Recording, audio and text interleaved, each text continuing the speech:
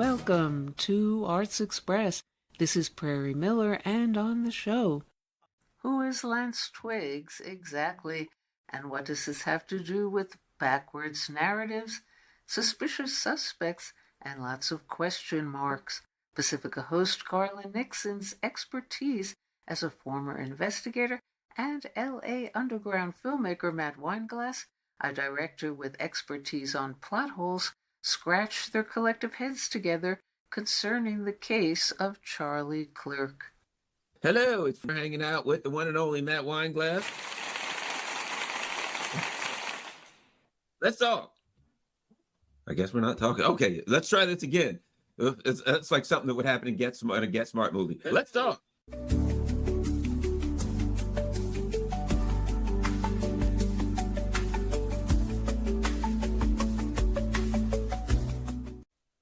Yeah, that old trope. Let's see. Get Smart really started off with it, but then it was in Iron Man. It was in Blade 2 or 3 where they go, okay, it's going to be happening right about now. And nothing happens. And they're like, right about now. And then nothing happens. And they're like, now. And then finally, whatever it is happens. That's an old Hollywood trick. But at any rate, it wasn't intentional here. It was just that I was clicking on the wrong thing. All right. So before we get started, as always, we got to hear a word from our man, from our guy, Keir Starmer. There you go, Keir Starmer. Thank you for your contribution to this show. All right, let's get rolling, Matt Weinglass. All right, let's get started with, in that we never trust what we're seeing from the government. Let's get started with the Charlie Kirk story. The FBI has come forward with lots of great info. For instance, have you seen those text messages? The alleged text messages? I think the text messages are really the template I think we need to look at to see how are people responding to them? Because if anybody looking at them can see there's something very wrong here. And I'm shocked, Garland, about the people that think it's on the up and up and everything checks out. That part is it's hard to process how many people actually think that this thing is legit when it clearly isn't. Yeah, it's like, let's see.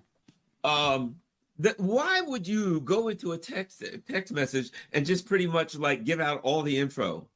Yes, I was running and then I put a gun here. It was hidden there and this and that. And I'm like, well, in the hell would you just write a text message that is, for all intents and purposes, a confession to the crime? And in this day and age, when everybody knows, here's what we were told. He was extremely intelligent. Okay, he was extremely intelligent, but he couldn't figure out that could get his text messages. So he just confessed to everything. It just seems a little suspicious to me. Well, it seems that the FBI, Kash Patel, had his back against the wall here. I mean, there were so many unanswered questions that they just were not going to be able to get to all of them. So somebody probably had a smart idea and said, hey, Kash, why don't we feed this thing into ChatGPT, say, hey, how do we get all of these things to be kind of concluded? We need to fix these problems. Why don't we do it in a text message? And then we can tell everyone it's not the legit text message because that one got erased or it got deleted, but this is a recreation and the public will go for it just as long as we get all these things to happen. So if you guys go through this thing, so he's making the confession. By the way, they couldn't get the confession from him in real life, so they had to do it on a fake text. So you got the confession, you got the location of the weapon, you got the type of weapon, you got the whole thing about it being wrapped in a towel, you got a motive. You even exonerate this George Zinn character and say, oh yeah, he's like not a thing. So that's also mentioned. You got the bullet engravings being mentioned. You got this whole idea about him changing outfits mentioned. So I mean, it's a list a mile long. Not to mention how long he's been planning it. The confession note, which has now been destroyed. He mentions, that existed at one point. And then the dad being a hardcore MAGA, that has to get in there because we know that in relationships you have to always check in with your partner and tell them, just so you know, my dad voted for Trump, and it's something you need to kind of remind them about in the middle of a text. Well, might I add something? This is his significant other, whatever the case may be. They live together daily, and this person is trans, and he's just now telling this trans person who lives with him every day, I forget, a year or however long they've been living together, didn't know that his father was hardcore MAGA and didn't know that you mean you've been with this person all this time who is trans and you never said to this person, oh, by the way, just so you know, my dad's a hardcore MAGA and blah, blah, blah. And now finally you break this news that this person would have never any otherwise known. They obviously didn't do a once-over after ChatGPT whipped this thing out. The other thing they forgot to check, Garland, was the language being used. This is not how 20-year-olds talk. They don't talk in complete sentence on texts. By the way, the language choices, the word choices, he's talking about his car as a vehicle, talking about sweeping the spot.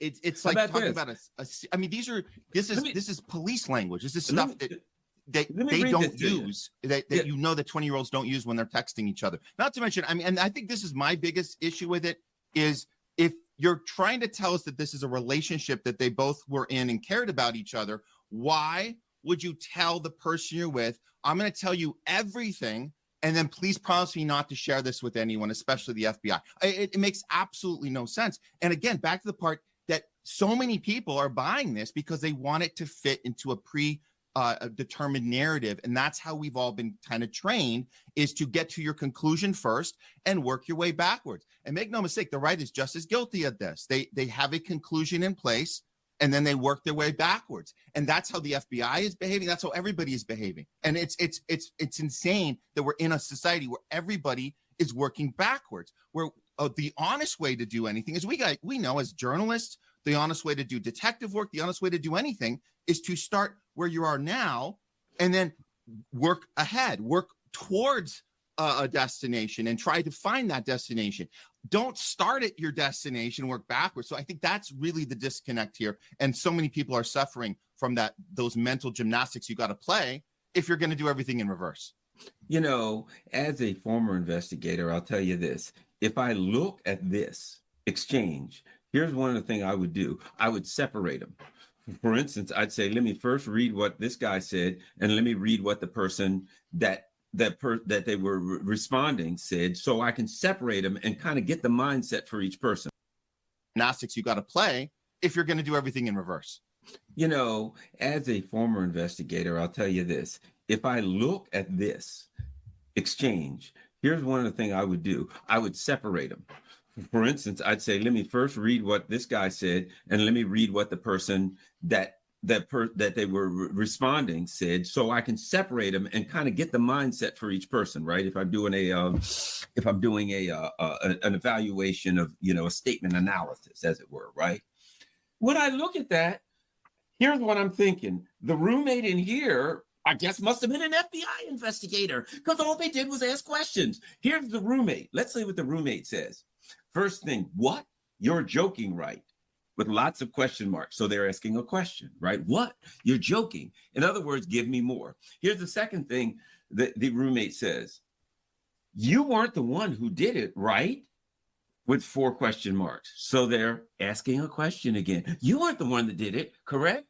Which said, now, when someone says right, that means tell me more. So the first thing is they end their first statement, what? Question mark, question mark, question mark. You're joking, right? Question mark, question mark. The next statement, you weren't the one who did it. Question mark, question mark, question mark, question mark. The next statement, I thought they caught the person, question mark. Next statement, why? Question mark. Robinson, why did I do it? Question mark. Roommate, yeah. So far, every statement from the roommate has been a question mark. Why'd you do it? What? You aren't the person. What? Tell me more, tell me more, tell me more. Every question. Now let's continue. The roommate. How long have you been planning this? Question mark. Everything that we have heard from the roommate is nothing but a question mark. In other words, if I were an investigator, these are the questions I'd ask, right? Everything would be a question. No, yeah. Oh, I love you. Oh, I'm so worried about you. Oh, no, you're going to go to jail. No concern what? Now, if this is any of us and we have a person that we love and they may be in trouble, we'd be like, oh my God, I'm never going to see you again. You're going to go to jail. Be careful. The police are going to shoot you. You would think, turn yourself in now. You would somehow think about your relationship. You would somehow think about that your concerns that you're never going to see the person again. Your life is destroyed. You would somehow think about what's going to happen. Are they going to get killed by the police? Are they going to kill? You would have some concern for some of that. Nope. The only thing the roommate does, every single question that says, tell me more, tell me more, tell me more. Let's see anything else from the roommate. Roommate, you are all I worry about, love. The last statement, I'm much more worried about you. So the only thing the statement this person does is ask questions with tons of question marks. And then just at the end says, I'm much more worried about you. And this person says, since Trump got into office, my dad has been a pretty diehard MAGA. So this person's just finding that out? You live with the person every day and they don't know that your dad's a diehard MAGA? I mean, if it was a trans person, I would think that this person is in a relationship with a trans person. And the first thing they'd say to them is, look, my dad's a hardcore MAGA, so yeah, it's going to be a problem, right? Why would you wait until after you've ostensibly shot somebody and now you're going to finally tell them something that they didn't know? Makes no sense to me. I'm surprised we didn't see a follow-up from roommate saying, what? With more question marks. Yeah. Huh? Tell me more.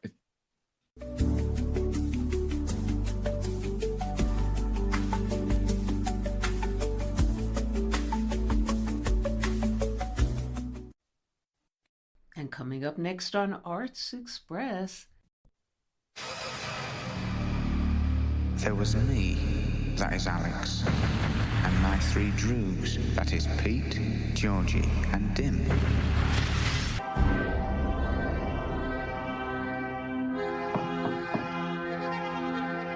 Hi there, my little droogies. The evening's the great time, isn't it, Alex Boy? He's enterprising, aggressive, young, bold, vicious. He'll do. Now it was lovely music that came to my aid, a bit of the old Ludwig van. Pretty well, little brother. Pretty well. It'll be your own torture. I hope to God it'll torture you to madness. Stop it, please, I beg you! Food, all right. Great, sir, great. Try the wine.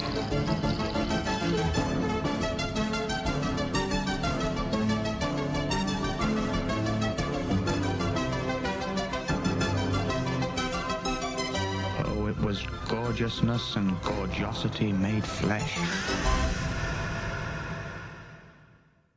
And those were scenes from the Stanley Kubrick disturbing classic, A Clockwork Orange, starring the brash and terrifying Malcolm McDowell on screen, and the father of our guest today on the show, Charlie McDowell, in an unusual case of the son in no way like the father, the director of the page-to-screen novel The Son Book, a gentle, melancholy tale of a family retreating to a remote, uninhabited Finnish island following the death of the emotional heart of that family, the mother, and with Glenn Close as the kind of wild child centerpiece grandmother, somewhat summoning the words of the late Chilean poet Pablo Neruda, "If nothing saves us from death, may at least love save us from life."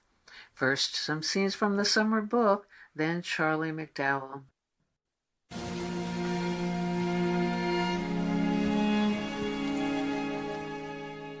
He doesn't love me since you died. Sophia, that is nonsense. That's why he likes having you here. Oh, together. Well, you just go around in circles. I'm trying. Not hard enough. Midsummer.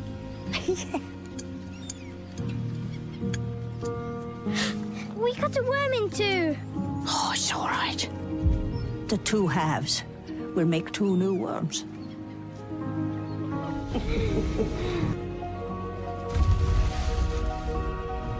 Everything is gliding away from me. I can't always remember things.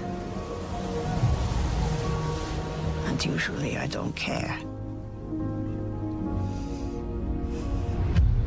But every now and then, I do care. I really care.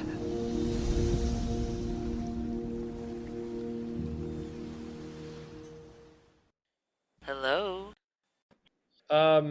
Thanks for having me. Hello, Charlie McDowell, and welcome to our show. Now, how did you envision Glenn Close in your film as the ideal choice for the grandmother, especially in such sharp contrast not long ago to her feisty, even scary grandmother of J.D. Vance in Hillbilly Elegy? Yeah.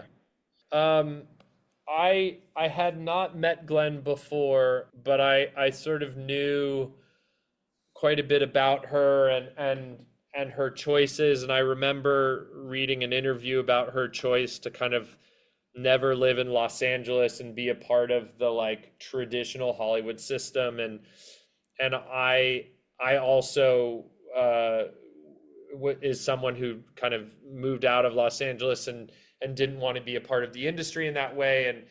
And so I felt like she would connect to this story from a nature point of view. I knew that she lived in Montana, and I felt like this would be something that she would find beautiful. And so I wrote her a long letter explaining why I felt like she was the only person to play this part.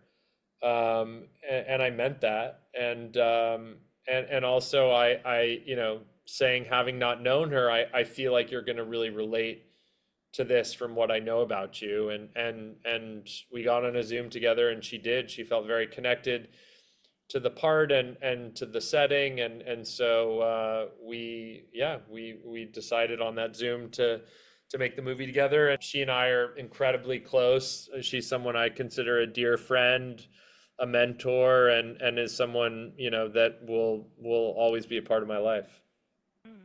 And your film also includes Glenn Close in a nude scene, something especially older actresses tend to be self-conscious and ambivalent about. So how did she become enthusiastic and comfortable about that for the film? Well, that was her idea. You know, we were filming on a weekend. It was a tiny crew. It was really just me and our cinematographer, and our makeup and hair. And we were just shooting some like really small, intimate moments with grandmother around the island, like her rowing a boat and, you know, her putting her feet in the water and things like that. And she came up to me and she was like, I think if she was alone here, I think grandmother would be naked. I think she would be walking naked. It would be something that she's done before and would want to do. And I said, okay, great, Glenn, let's do it. And she's like, I've never been naked in a movie before, which I didn't realize. But I said, okay, well, at your age, this will be the first, and let's go for it. And I think she just really kind of embraced. I think it really was. She embraced the connection that humans have to nature and how we're sort of one and the same. And I think she saw this forest of trees, you know, these sort of naked trees. And she said, I feel like she would be someone among them, you know? And I thought it was a really kind of beautiful part to the story. And also I like that it's a nude scene. Like typically if you have a nude scene with an older actor, it has something to do with comedy. And I felt like it was a beautiful moment. And I don't think you often get that with nudity with someone who's older. And so I felt like it was the right thing to do for the story. And would you say your father, Malcolm McDowell, has influenced you in any way, artistically or dramatically? Because especially with your gentle, lyrical The Summer Book, you seem the complete opposite to his scary villain, flamboyant body of work on screen and his working class origins. So would you say there are any similarities, or what are the differences? I mean, I'm of course influenced by my whole family, my mom and stepdad and my dad, who are all actors, because they're my parental figures, and so whether I consciously am influenced by them or not, I certainly am, and I would say, I mean, that's the beauty of acting and performance is my dad has played some iconic roles as someone quite terrifying or characters quite terrifying. But that doesn't mean he is that, and that's the beauty of acting. And my dad's one of the funniest people on the planet. And he very well could have had a comedy career had it gone a different way. So yes, I'm certainly influenced by my parents. I never like sat down with them and said like, teach me everything you know about the business. But I think, when you're close with your family and you grow up sort of going through these experiences on a set, it lives somewhere in you. And so, yeah, I'm lucky that I got to have those experiences with them. And which of your summer book character or characters did you most relate to, and why? Well, I think the beauty of the story, not just the film, because it's based on a very beautiful novel written by Tove Jansson. But I think what's so great about this story is that you can kind of find your way into any of these characters depending on what point in your life you are. And so for me, I'm a middle-aged man. I find a lot of connection to Sophia, the young girl, because of my childhood and sort of nostalgia and memory. When I first read this book, I was immediately sort of transported to my own memories and experiences as a kid. And then I certainly connect to the father character, of course, because I'm his age, and I now have a young daughter, and so whereas I haven't gone through some of the hardships of his character, I certainly understand that life is tough at this time, and sort of figuring out how to move forward, and make the right decisions, not only for yourself but for your family, is a hard thing to do sometimes. And so I would say that I found connection to both those characters, and then I certainly found connection also to just the idea of someone I'm close to aging and sort of nearing the end of their life. You look at people in your family or people you're close to who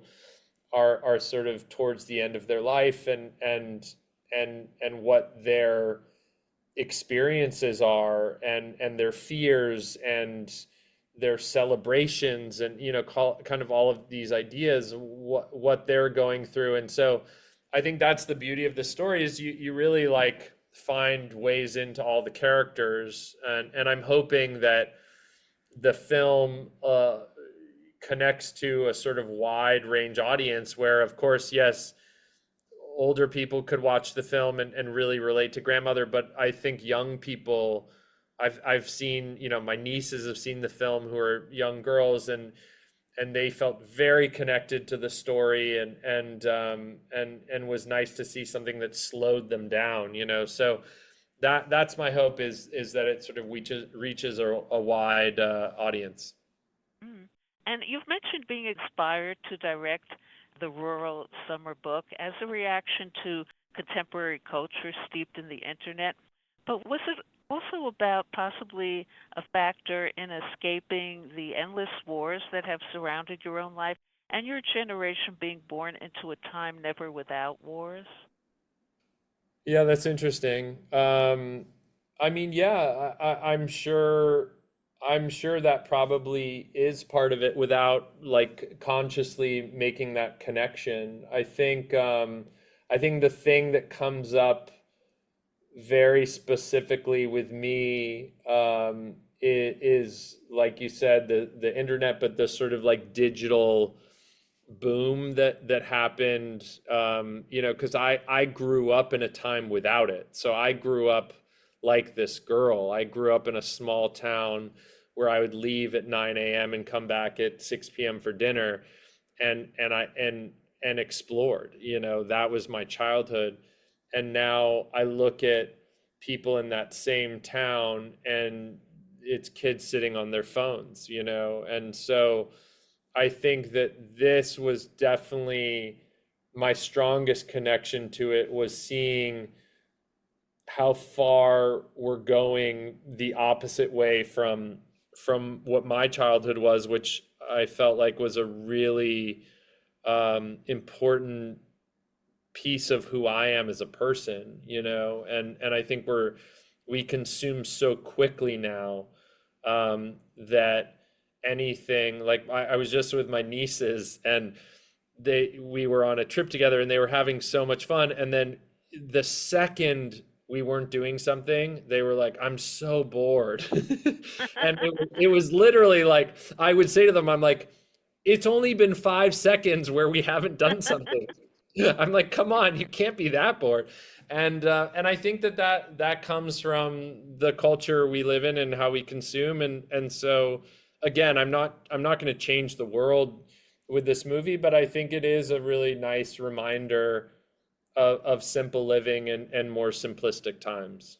And some of your choices, playing the uncredited bully in Curb Your Enthusiasm and directing for Dear White People and the untitled Sarah Silverman Project, would you say these choices are in contrast to the summer book, or by design or coincidence? I mean, I'm never gonna be someone who makes one specific kind of movie or is one specific kind of storyteller. I totally respect people who are that, you know, like Wes Anderson has a very specific way of telling a story, and he's very good at it. You know, it's never been who I am. I get very curious about things that I don't know much about, and I want to learn about them, and that influences, I think, who I am as a storyteller. And I think someone like Steven Soderbergh, who explores in so many different ways and genres and ideas, and is not very precious about that. I really admire that kind of filmmaking, because I think it's what keeps stories interesting and fresh, and also challenges audiences in a way that's like, hey, let's look at something differently, you know. And so I've definitely wanted to explore in my career. I would say there's certain like through lines, like I especially in my films, I tend to do single location movies, and I think that's because I like to really analyze a setting or a space and sort of have it be a character in the movie. And so I'd say that's a through line to my previous work, but I like to play and explore, and I think that's something I'll probably continue to do. And any last word on the summer book? I'm really excited that it's getting a true theatrical release, because I made this movie and shot this movie to be seen in a theater, and I hope that people go see it on a big screen, because I think it really allows you to not be looking at your phone and sort of check out for 90 minutes and have that real experience. Okay, well, thank you so much, Charlie McDowell, for joining us on the show, and I will get the word out about the summer book. Thank you so much. I appreciate it. Okay, bye. Bye. And now on Arts Express, an Art for the Ears interlude by Sean Grenier.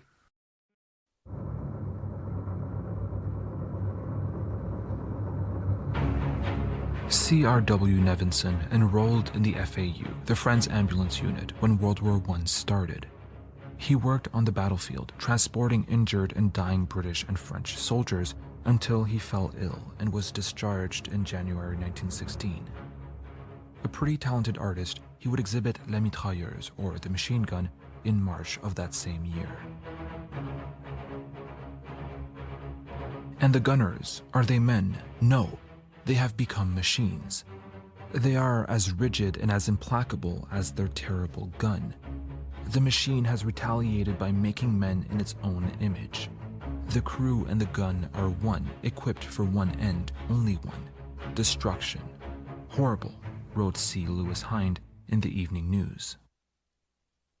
Mr. Nevinson's mitrailleuse will probably remain the most authoritative and concentrated utterance on the war in the history of painting, said Walter Sickert in the Burlington magazine. This painting was an absolute success and brought Nevinson a new career opportunity. He became a Department of Information official war artist. He would visit the Western Front, witness the atrocities of the war 3 years after it started, and in 1917, he painted this: Paths of Glory. The boast of heraldry, the pomp of power, and all that beauty, all that wealth ever gave, awaits alike the inevitable hour. The paths of glory lead but to the grave. This is a passage of elegy written in a country churchyard by Thomas Gray. The line, "The paths of glory lead but to the grave," is at the origin of the painting's title. 2 dead British soldiers lay face down in the mud, surrounded by barbed wire and wooden poles. It's a grim painting that doesn't need further description or detailing. Nevinson, as a government propagandist, was not allowed to depict dead soldiers, at least not dead French or British soldiers.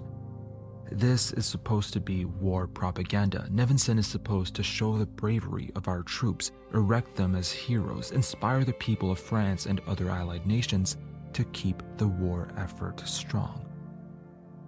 But how could Nevinson do any of that when this is what he witnesses on the war front?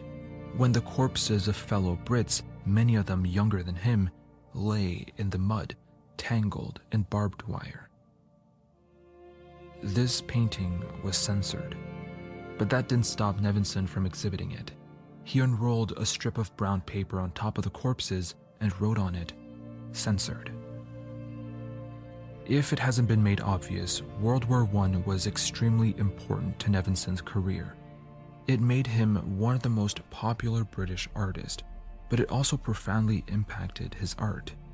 Les Mitrailleuses was finished in 1915 and exhibited in 1916, while Paths of Glory was made only a year later in 1917. In 1916, the painting titled A Taube was made, a Taube being a German warplane. In it, you see the corpse of a French child laying face down once again amongst some rubble. Between 1915 and 1917, you see a trend in Nevinson's art. La Mitrailleuse is a heavily stylized cubist, if not futurist, painting. As C. Lewis Hind wrote, the men have become machines, but they have become so through Nevinson's stylization, through the hard angles, the contrasted colors, the harsh reflections. In A Taube, remnants of futurist stylization can still be seen perhaps in the rubble and the setting, but the boy's corpse is represented completely naturalistically. Finally, Paths of Glory could have been made by a completely different artist than La Mitrailleuse. It's still stylized. I'm completely entranced by the fine chaotic lines, scribbles, depicting the thin chaos of barbed wire. However, this stylization is perhaps more suited to war and its atrocities than the one he used in La Mitrailleuse. I guess it's cliché to use the popular saying on the internet that war war never changes, but men do. But what we have here is an artist whose very art changed because of war. You see the traces of that change through his work. You see his sensibilities change, his outlook on war change. And coming up next,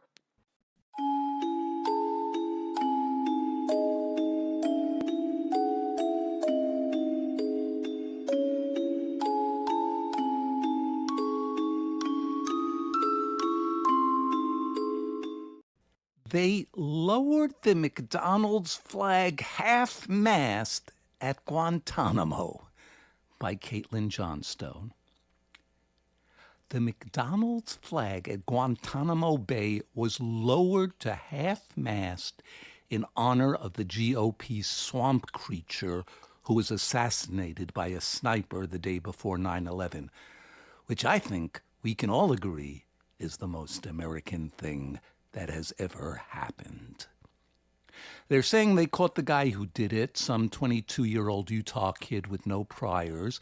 My social media feeds have been full of people debating whether he was right-wing or left-wing or agreeing with each other that he was obviously one or the other depending on their own ideology and how insulated their echo chamber is. I'm not young enough or online enough to understand what the hell they're talking about. It's all about memes and Groyper culture and video game references and furries. Reading the discourse makes me feel older than rocks.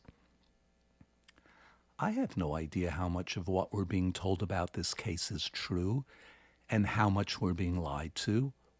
All I know is at the moment it all fits very nicely into the pre-existing plans of the powerful. White House lackey Stephen Miller is saying that Charlie Kirk's assassination means radical left organizations need to be targeted and dismantled in the United States because it's what Charlie would have wanted. Quote, "The last message that Charlie Kirk gave to me before he joined his creator in heaven was he said that we have to dismantle and take on the radical left organizations in this country that are fomenting violence. That was the last message that he sent me before that assassin stole him from all of us. And we are going to do that under President Trump's leadership," Miller told Fox News. Yeah. Okay. The fascists want to roll out authoritarian measures and crush the left, something they definitely never planned on doing until this past Wednesday. And meanwhile, the nightmare in West Asia continues to blaze on with the backing of the empire Kirk spent his life supporting. People in Gaza are still being starved to death and shot while seeking aid and bombed in their homes, with scores of innocents slain in the days since Kirk's death in the genocide that he had actively facilitated. Former Israeli commander Herzi Halevi has publicly admitted that more than 200,000 Palestinians have been killed or injured since the onslaught began, a number which is surely a massive undercount. And Israel killed at least 30 journalists in an attack on a press office in Yemen on Wednesday, because the only thing the Israelis love more than bombing hospitals is assassinating news reporters, and the only thing they hate more than Palestinians is the truth. On Thursday, the IDF abducted over 1,000 Palestinians at random in the West Bank following an explosion which wounded 2 Israeli soldiers, marching them through the streets in a public display of humiliation. Benjamin Netanyahu signed off on a major West Bank settlement expansion on Thursday, proclaiming that there will be no Palestinian state. This place belongs to us. And Israeli Finance Minister Bezalel Smotrich added that the West Bank will soon be annexed, a move the Trump administration has reportedly signed off on. So while you're all talking about Charlie Kirk, Israel just took more hostages in one single day than Hamas has taken in their entire existence.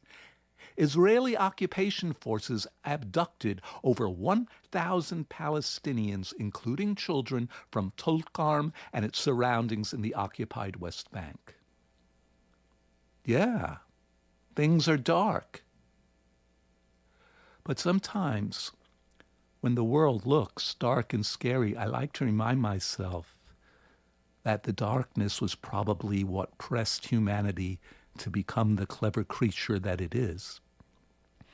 According to British anthropologist and primatologist Richard Wrangham, the most likely explanation for the explosion in human brain size in our evolutionary history was because our early ancestors started cooking their food with fire. This greatly reduced the amount of energy needed for chewing and digestion, which could then be redirected toward the brain, whose operation consumes a large amount of energy. Why did our ancestors start using fire? What was the initial appeal? It probably wasn't, I can roast this piece of animal flesh over the flames so my digestive system doesn't have to work as hard, and I can reallocate those calories for other purposes. It was probably the warmth and the light, things which we wouldn't have had access to in the nighttime. So until our ancestors started making fire, the night would have been a terrifying time. Prehistoric predators would have been able to pick them off before they ever saw it coming. They'd have just huddled together, surrounded by an infinite stretch of darkness full of sharp teeth and claws until sunrise. They probably started making fires because they were afraid of the dark. If early humans had been a nocturnal animal, this probably wouldn't have happened. If their eyes had been adapted for night vision, they may never have been incentivized to go through all the hard toil and trial and error that would have gone into learning how to start and maintain a fire. They wouldn't have been afraid of the dark, so they wouldn't have started cooking, so their brains wouldn't have begun to grow, and all the brilliance of our species would never have emerged. All the artistic, scientific, and philosophical wonders we have birthed into this world would never have existed. We get to experience all these amazing things ultimately because our world used to be dark and scary, because we were afraid of the dark, and we tried to figure out something to do about it. Maybe the darkness of these times will press us to move forward with the next adaptations necessary for a further leap as a species. And coming up next on the show, the government attack on public media, the sledgehammer solution. This is Broe on the Global Cultural Beat, Breaking Glass. Today's episode, Meet the Government Boss, same as the corporate boss?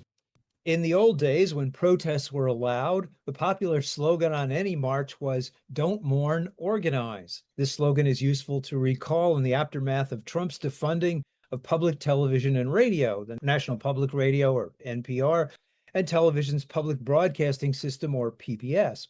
The effect of withdrawing $1.1 billion in public funds has meant a shutdown of the Corporation for Public Broadcasting, which funded the two entities. There's some horrible repercussions to this action, the worst being the defunding of local public radio and television stations, which often did serve public interest, including some Native American stations.